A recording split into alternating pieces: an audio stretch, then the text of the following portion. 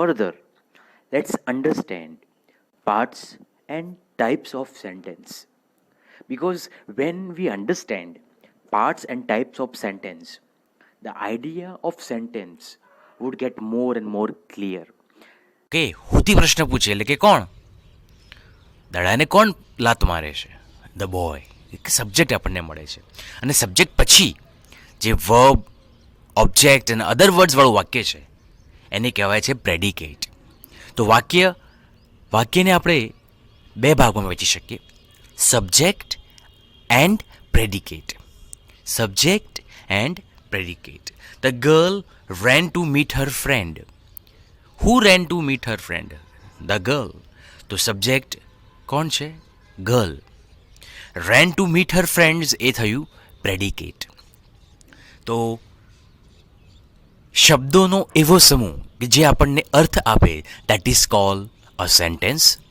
And in a sentence you would find two things, subject and predicate. Subject અને predicate વાક્યની અંદર હોય છે. Okay, so what is a sentence? It's a group of words. શબ્દોનો સમૂહ છે which gives meaning, જે આપણને અર્થ આપે છે. એવી રીતે સબ્જેક્ટ જે છે એ કોઈ પર્સન હોઈ શકે, કોઈ જગ્યા પણ હોઈ શકે, કોઈ પણ વસ્તુ પણ હોઈ શકે. ઓકે, જેમ કે આપણે જોયું રાહુલ કિક્સ અ બોલ હાર્ડ. એવી જ રીતે Agra is famous place. Mobile is very useful. તો સબ્જેક્ટ પર્સન પણ હોઈ શકે, કોઈ વ્યક્તિ હોઈ શકે, કોઈ જગ્યા હોઈ શકે, કોઈ વસ્તુ હોઈ શકે. પ્રેડિકેટની અંદર એક્શન વર્ડ્સ આવે છે. Okay, learn, speak, write, jump, run, એવા શબ્દો. હવે આપણે કેટલાક એક્ઝામ્પલ જોઈએ કે જે આપણને શબ્દોનો સમૂહ તો છે પણ એક મિનિંગ પણ આપે છે, જેને આપણે વાક્ય કહીએ છીએ. I complete my task on time. સમયસર હું મારું કાર્ય પૂરું કરું છું. You work hard for success. સફળતા માટે તમે વધુ મહેનત કરો છો. He follows new dressing style. નવી નવી ડ્રેસિંગની સ્ટાઇલ તેઓ ફોલો કરે છે. She always wears new costume. હંમેશા એ નવા નવા ડ્રેસ, નવા નવા કોસ્ટ્યુમે ટ્રાય કરે છે. They listen to their leader carefully. તેઓ તેઓના નેતાને ખૂબ જ ધ્યાનથી સાંભળે છે. We use mobile for multiple purpose. મોબાઈલનો ઉપયોગ આપણે ઘણા બધા હેતુઓ માટે કરીએ છીએ. We use social media every day. Social મીડિયાનો ઉપયોગ આપણે રોજ કરીએ છીએ. Students learn from online platform. We know that it's a situation of corona, and in this corona situation, study has not got full stop. Study has got continued with the online platform. Students are learning and students are attending their learning session from through online platform. તો વિદ્યાર્થીઓ online પ્લેટફોર્મની મદદથી શીખી રહ્યા છે, ભણી રહ્યા છે. Internet is basic need. You know, earlier there was a saying that roti, kapda and makan is basic need. You know, these are necessary things. But હવે ઇન્ટરનેટ પણ એક રોજબરોજની જરૂરિયાત માટેના જે લિસ્ટમાં સામેલ થઈ ગયું છે. Every child needs attention. દરેક બાળકને એટેન્શનની જરૂર હોય છે, ધ્યાનની જરૂર હોય છે. ઓકે, એને ધ્યાન આપવું પડતું હોય છે એના વિકાસ માટે, એના ભણતર માટે, એના જીવનમાં એ આગળ વધે એના માટે. તો વાક્યો, શબ્દોના સમૂહને આપણે વાક્યો કહીશું, પણ એવા શબ્દોનો સમૂહ કે જે આપણને અર્થ આપે છે. અર્થ સાથેના શબ્દોના સમૂહને આપણે વાક્યો કહીશું. Group of words which gives meaning, that is called a sentence. હવે આપણે નેક્સ્ટ ટોપિક જે છે એને સમજીએ કે છે ટાઈપ્સ ઓફ સેન્ટેન્સીસ. વાક્યોના પ્રકાર. વાક્યોના પ્રકાર કેટલા હોય છે? 4. 4 વાક્યોના પ્રકાર હોય છે. ઘણીવાર એવું બને કે આપણે કોઈ સ્ટેટમેન્ટ આપતા હોઈએ, કોઈ ફેક્ટ્સ વિશે વાત કરતા હોઈએ, કંઈક ડિક્લેર કરતા હોઈએ, તો આપણે સ્ટેટમેન્ટ આપીએ, કોઈ ફેક્ટ વિશે વાત કરીએ, કંઈક ડિક્લેર કરતા હોઈએ, પીસ ઓફ ઇન્ફોર્મેશન આપીએ, કોઈક માહિતી આપીએ, આપણો અભિપ્રાય આપીએ, આપણે શું વિચારીએ છીએ એના વિશે આપણે કહીએ. આ બધું જ all these means declarative sentence, જેને કહેવાય છે assertive sentence. Okay, assertive sentence usually ends with full stop. Full સ્ટોપથી એ વાક્યો પૂરા થાય છે. જેમ કે ફેક્ટ્સની વાત કરીએ, જે હકીકત છે, સનાતન સત્ય જેવા વાક્યો છે, જેમ કે the earth is round, okay, the sun is the biggest star, the sky is blue, I like the colour blue, he is 18 years old, she is 21 years old, I use mobile daily, I use social media too much, I like to be online. Okay, તો આ બધા જ વાક્યોની અંદર આપણે કોઈ માહિતી આપીએ છીએ, એક સ્ટેટમેન્ટ આપીએ છીએ, કે ડિક્લેર કરીએ છીએ, આપણો ઓપિનિયન આપણે આપીએ છીએ, આપણો અભિપ્રાય આપણે આપીએ છીએ. That is why all these sentences are called declarative sentence, assertive sentence, જેની અંદર આપણે કંઈક કહીએ છીએ અને બધા જ સેન્ટેન્સ ફૂલ સ્ટોપ સાથે પૂરા થાય છે. બીજો પ્રકાર વાક્યોનો આપણે જોઈએ friends, second types of sentence is called asking something. Okay, always ends with question mark. Full stop સાથે વાક્ય પૂરું થાય છે અને હંમેશા કોઈ માહિતી માટે આપણે કોઈ વાક્ય પૂછતા હોઈએ, આપણને કોઈ ઇન્ફોર્મેશન જોઈએ છે, એના માટે આપણે પ્રશ્ન પૂછતા હોઈએ, we want some information, we want more information, we want to cross verify something over that. જેમ કે વોટ ઇઝ યોર નેમ, આપણને કોઈનું નામ ખબર નથી and we meet that person first time, આપણે પૂછીએ વોટ ઇઝ યોર નેમ, આપણે પ્રશ્ન પૂછ્યો.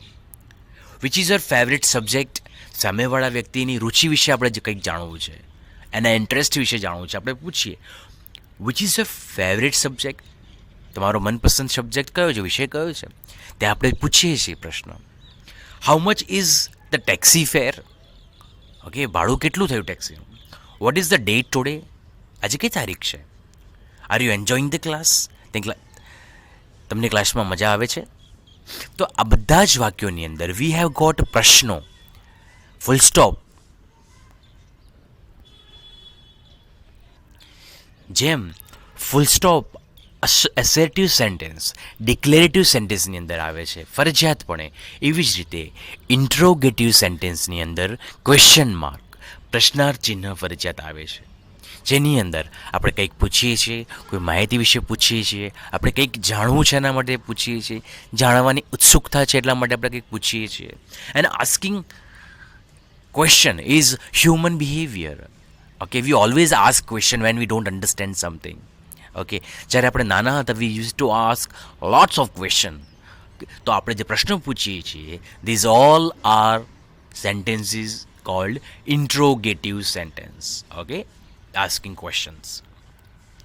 નેક્સ્ટ જે છે એ છે ગિવિંગ ઇન્સ્ટ્રક્શન. આપણે સૂચના આપીએ, ગિવિંગ એડવાઇસ, કોઈ સલાહ સૂચન આપીએ, કોઈને રિક્વેસ્ટ કરીએ, આપણે કોઈ કામ કરાવવું છે એમના જોડે તો આપણે એમને રિક્વેસ્ટ કરીએ. This all sense of urgency in the sentence is cold imperative sentence. Imperative sentence જેની અંદર આપણે ઇન્સ્ટ્રક્શન, જેમ કે આપણે સ્કૂલમાં હોઈએ ત્યારે આપણને ટીચર ઇન્સ્ટ્રક્શન આપતા હોય, come in the class slowly, be in your line, be in your queue, sit quietly, don't make noise, otherwise I will punish you. આવા બધા સેન્ટેન્સીસ જે છે, these all sentences are called imperative sentence, જેની અંદર instruction અપાય છે, કે સૂચના અપાય છે, સલાહ અપાય છે, રિક્વેસ્ટ પણ કરી શકાય છે. પ્લીઝ ડોન્ટ મેક નોઇઝ, એવા વાક્યો.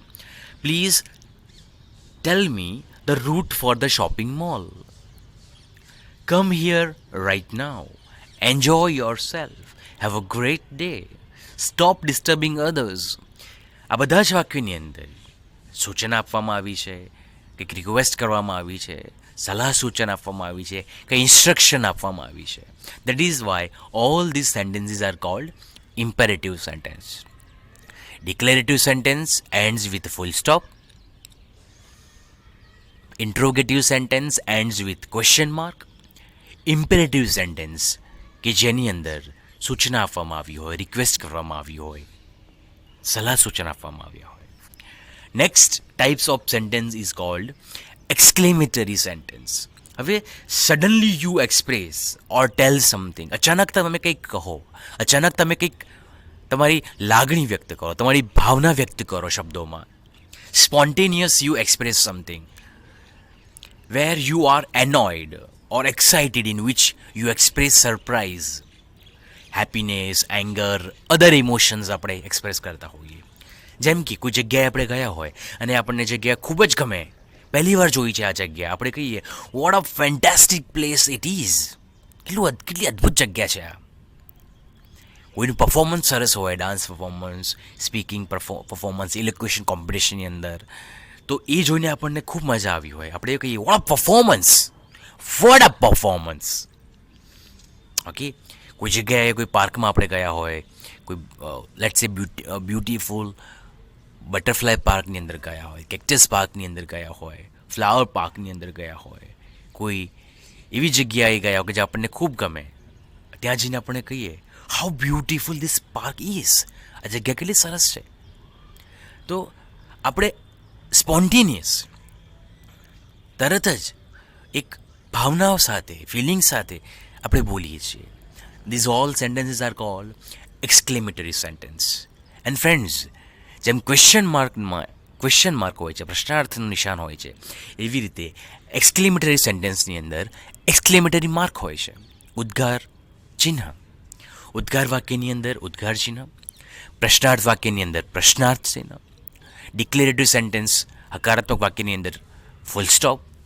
એવી જ રીતે ઇમ્પેરેટિવ સેન્ટેન્સ જે છે એની અંદર સૂચના કે કંઈક ઇન્ફોર્મેશન કે કંઈક માહિતી જે છે, તો એ કંઈ માહિતી આપો, કંઈક ઇન્ફોર્મેશન.